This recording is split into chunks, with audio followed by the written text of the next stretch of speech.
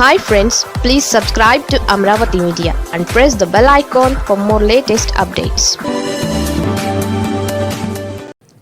చంద్రబాబును ఇరకాటంలో పెట్టేలా తేనె తుట్టెను కదల్చిన బాలకృష్ణ.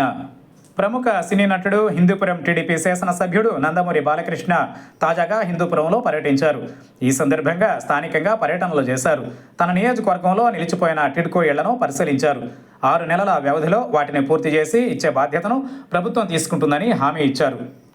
ఆ మీదట ఆయన మీడియాతో హిందూపురం అభివృద్ధికి కట్టుబడి ఉన్నామని అన్నారు. అదేవిధంగా శ్రీ సత్యసాయి జిల్లా కేంద్రాన్ని మార్పు చేయాలన్న డిమాండ్ ఉందని, ఆ విషయంలో టీడీపీ ప్రభుత్వం ఆలోచించి నిర్ణయం తీసుకుంటుందని అన్నారు. కేవలం హిందూపురంలోనే ఈ డిమాండ్ లేదని, రాష్ట్రంలో చాలా చోట్ల ఉందని, ఏం చేయాలో ప్రభుత్వం చేస్తుందని బాలయ్య అన్నారు. ఒక విధంగా ఇది రాజకీయంగా చర్చకు ఆస్కారం ఇచ్చేలా ఉంది అంటున్నారు. అలాగే తేనె తుట్టెని కదల్చడంగానే చూడాలని అంటున్నారు. ఎందుకంటే హిందూపురాన్ని జిల్లా కేంద్రంగా చేయమని డిమాండ్ ఉంది. శ్రీ సత్యసాయి జిల్లాకు పుట్టపర్తిని వైసీపీ ప్రభుత్వం జిల్లా కేంద్రంగా చేసింది.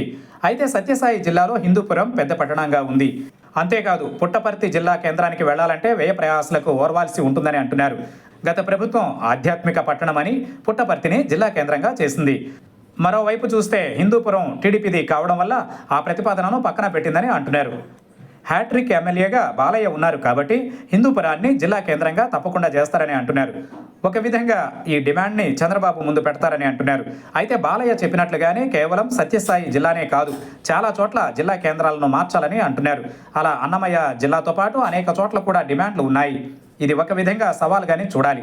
ఒకసారి జిల్లా కేంద్రమని ప్రకటించి దానిని తీసేసి వేరే చోటకు తరలిస్తే అక్కడ వారు ఎలా రియాక్ట్ అవుతారు అన్నది చర్చగా ఉంది. అలాగే తమ ప్రాంతాన్ని జిల్లా కేంద్రంగా చేయమని ఎక్కువగా ప్రతిపాదనలు వస్తే అప్పుడు కొత్త సమస్యలు అనేకం వస్తాయని అంటున్నారు. జిల్లాల పునర్విభజన అన్నది చాలా క్లిష్టమైన వ్యవహారం. ఆ విషయంలో స్మూత్గానే చేయాలి. కానీ రాజకీయంగా ఎవరి ఆశలు వారికి ఉంటాయి. అదేవిధంగా సెంటిమెంట్లు కూడా ఉంటాయి. దాంతో ఇది ఎలా ముందుకు సాగుతుందో చూడాలి. ఏది ఏమైనా బాలయ్య తేనె తుట్టను కదిపారని అంటున్నారు. కూటమి ప్రభుత్వం ఇలాంటి డిమాండ్ల మీద ఏ విధంగా ఆలోచిస్తుందో అన్నది చూడాల్సి ఉంది.